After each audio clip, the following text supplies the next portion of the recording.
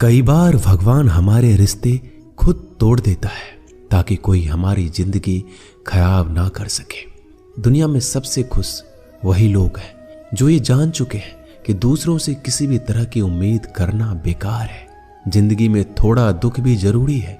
हमेशा सुख ही मिलता रहेगा तो आप कभी जिंदगी में आगे नहीं बढ़ पाओगे। ये गलत सोच है इंसानों की कि एक अकेला इंसान क्या कर सकता है।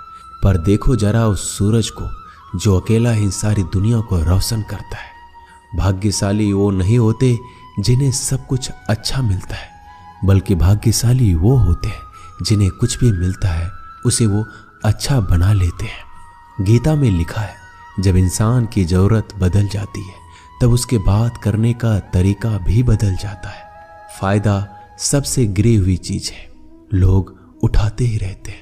हारता वो है जो शिकायत बार बार करता है और जीतता वो है जो कोशिश 1000 बार करता है। जिस इंसान को हम बेहद प्यार करते हैं वही इंसान हमारा सबसे ज्यादा फायदा उठाता है, क्योंकि वो इंसान जानता है कि हमारी कमजोरी क्या है।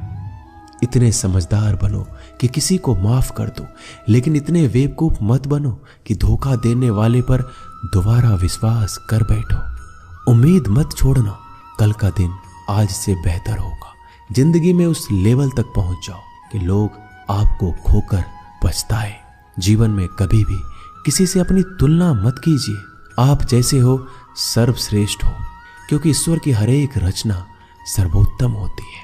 खुद को किसी से कम समझना ईश्वर की रचना का अपमान है। इंसान का मन ही उसका सबसे बड़ा दुश्मन और उसका सबसे बड़ा दोस्त होता है। यदि मन आपसे जीतता है तो आपका दुश्मन बन जाता है, और यदि आप मन से जीतते हो तो आपका सच्चा दोस्त बन जाता है। यदि कोई आपको नजरअंदाज करे तो बुरा मत मानना, क्योंकि लोग अक्सर अपनी हैसियत के हिसाब से चीजों को नजरअंदाज करते हैं। उन लोगों के पीछे कभी मत भागना जिन लोगों को आपकी कोई परवाह नहीं। श्री कृष्ण कहते हैं, गलती हर इंसान से होती है, लेकिन गलतियां सुधारता वही इंसान है जो दिल का साफ होता है और रिश्तों को खोना नहीं चाहता। जिंदगी का सबसे बड़ा थप्पड़ किसी से की गई उम्मीद मारती है। कभी कभी इंसान ना टूटता है ना बिखरता है, बस हार जाता है, कभी खुद से तो कभी किस्मत से तो कभी अपनों से। हर जिंदगी में खुद को समय जरूर दें, क्योंकि पहली जरूरत आप खुद हैं।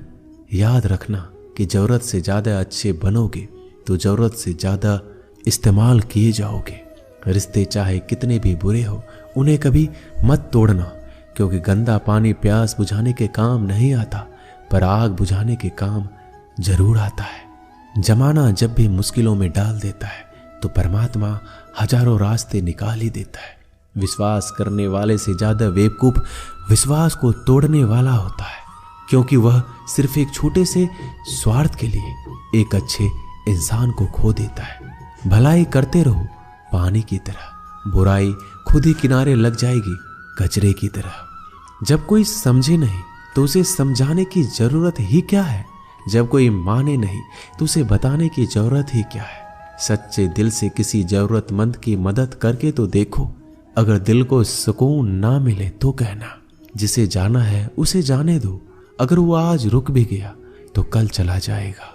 इंसान को इंसान से दूर कर देने वाली सबसे पहली चीज जुबान है और दूसरी चीज पैसा है। जिन्हें सपना देखना अच्छा लगता है उनकी रात छोटी पड़ जाती है, और जिन्हें सपने पूरा करना अच्छा लगता है उनके दिन छोटे पड़ जाते हैं। किसी की आदत देखनी है तो उसे इज्जत, और किसी की अगर फितरत देखनी है तो उसे आजादी दो। हर इंसान में कोई ना कोई प्रतिभा जरूर होती है, पर लोग अक्सर इसे दूसरे जैसा बनने में नष्ट कर देते हैं। महंगे इतने भी मत बनो कि लोग तुम्हें बुला ना सके, और सस्ते इतने भी मत बनो कि लोग तुम्हें नचाते ही रहे। खामोशियां कभी बेजुबान नहीं होती। कुछ दर्द ऐसे होते हैं जो आवाज तक छीन लेते हैं। आजकल के लोग आपकी एक गलती के पीछे आपकी सारी अच्छाइयां भूल जाते हैं। जितने लोगों को समझाते जाओगे उतना ही अकेलापन और भी अच्छा लगता जाएगा। खत्म हो जाएंगे वो भी रिश्ते जिनसे मिलकर लगता है कि ये उम्र भर साथ देंगे। श्री कृष्ण कहते हैं, अहंकार किसी भी चीज का हो सर्वनाश करके ही छोड़ता है। खाली वक्त में तो हर कोई बात कर लेता है। प्यार तो तब होता है जब कोई आपसे बात करने के लिए आपका अपना सारा वक्त खाली कर दे। सब कुछ ठीक करने का इंतजार करोगे तो बैठे ही रह जाओगे। आप हिम्मत करो, खुद उठो, अपनी जिंदगी में सब कुछ ठीक कर दो। लोग पहचानना ही भूल जाए इससे पहले अपनी पहचान बना लेनी चाहिए। एक बार एक राजा ने भगवान श्री कृष्ण का मंदिर बनवाया और उसमें मूर्ति की पूजा करने के लिए एक पंडित को रखा।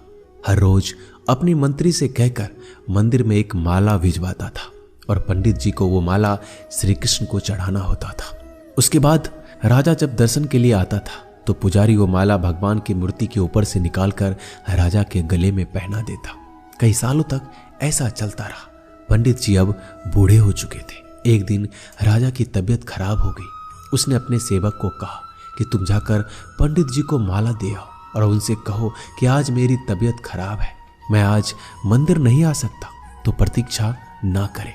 फिर राजा का सेवक वो माला लेकर पुजारी के पास गया और पूरी बात बता दी। पुजारी जी ने वो माला मूर्ति को चढ़ाई और सोचने लगे, इतने सालों से ये परंपरा चली आ रही है, लेकिन मैंने कभी भगवान का माला उतार कर खुद नहीं पहनी।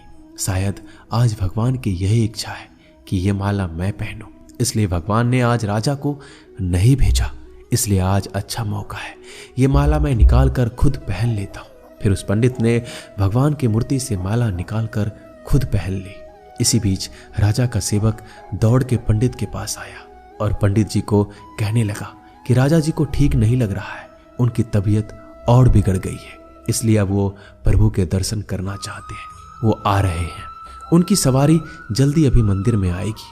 उन्हें लगा कि ये परंपरा कहीं टूट ना जाए, इसलिए वो आज भी मंदिर में आ रहे हैं। जब पंडित जी को इस बात का पता चला तो उन्होंने फटाफट माला अपने गले से उतारी और जाकर फिर से भगवान की मूर्ति को चढ़ा दी। फिर कुछ देर बाद राजा वहां आए और रोज की तरह पंडित जी ने भगवान के ऊपर से माला निकाली और राजा को पहना दी। अब राजा ने उस माला को देखा तो उस माला में एक सफेद बाल नजर आया। राजा ये समझ गया कि ये बाल पंडित का है। राजा ने पुजारी से पूछा, क्या ये माला आपने पहनी थी? इसमें सफेद बाल कहां से आया? यह सुनकर पुजारी जी घबरा गए। उन्हें लगा अगर मैं सत्य बता दूं तो राजा मुझे दंड देंगे, इसलिए वह पुजारी ने कहा, यह बाल तो श्री कृष्ण का है। राजा को सुनकर बहुत ही गुस्सा आया। उसने कहा, तुम झूठ बोल रहे हो, भगवान के बाल सफेद कब से होने लगे? राजा ने कहा, मैं फिर कल आऊंगा और श्रृंगार के समय देखूंगा कि उनके बाल सफेद है या काले। अगर बाल काले निकले और सफेद नहीं निकले तो आपको कल ही मृत्यु दंड दिया जाएगा, क्योंकि आपने मुझसे झूठ बोला है। राजा ये कहकर वहां से चला गया। इधर पुजारी भगवान के चरणों में गिरकर रोने लगे कि हे प्रभु, मुझे माफ कर दीजिए, मैं लोभ में आ गया था, मुझे लगा मुझे ये माला पहन लेनी चाहिए, मुझे बचा लीजिए, नहीं तो कल राजा मुझे मार देगा। वो पुजारी पूरी रात भगवान के चरणों में गिरकर रोने लगा, विनती करने लगा कि प्रभु मुझे बचा लीजिए। अगली सुबह राजा मंदिर पहुंचा। राजा ने भगवान की मूर्ति के ऊपर से मुकुट निकाला और उनके बाल देखे। राजा चौंक गया क्योंकि भगवान की मूर्ति के ऊपर सफेद बाल थे। राजा ने सोचा ये पुजारी की कोई चाल है, इसने मौत की सजा से बचने के लिए भगवान के बाल सफेद कर दिए हैं। राजा यह बाल असली या नकली इसकी जांच करने के लिए बाल तोड़ने लगा। जैसे ही राजा ने कुछ बाल तोड़े तो मूर्ति में से खून की धारा बहने लगी। राजा भगवान के चरणों में गिर गए और क्षमा मांगने लगे और रोने लगे, कहा मुझे माफ कर दीजिए। तभी मूर्ति से एक आवाज आई, राजा तूने सिर्फ मुझे मूर्ति माना, इसलिए मैं तुम्हारे लिए सिर्फ एक मूर्ति हूं।